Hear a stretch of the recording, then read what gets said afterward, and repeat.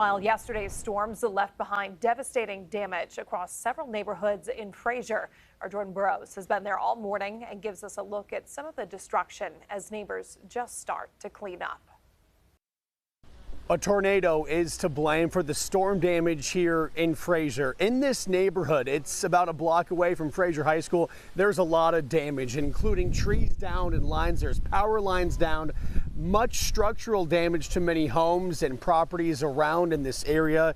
It's in this 2 to 3 block area where neighbors and the city will be cleaning up. Wednesday night storms caused quite a scene in Fraser.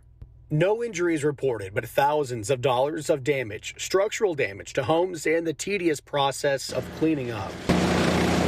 Crews out chomping up the trees and shredding them to little pieces. Here's a look at a giant tree whose roots were ripped from the ground and remain laying in this neighbor's yard with tree branches dangling on the garage.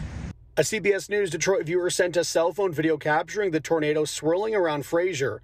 This community is small, about 5 miles east of Warren. Michigan has now had 29 tornadoes touch down in the state, already the 6th highest in Michigan history. I hightailed it down the street. Obviously, we can't get cars really, and then down the street there's trees down and everything else, so just trying to make sure that all of our neighbors are safe, their properties are being taken care of. There are hundreds of people affected by this, but it's not the whole neighborhood. Neighbors and city crews trying to help each other out. Neighbors in the city surely will be cleaning up for the rest of the day. Reporting in Fraser, Jordan Burrows, CBS News, Detroit.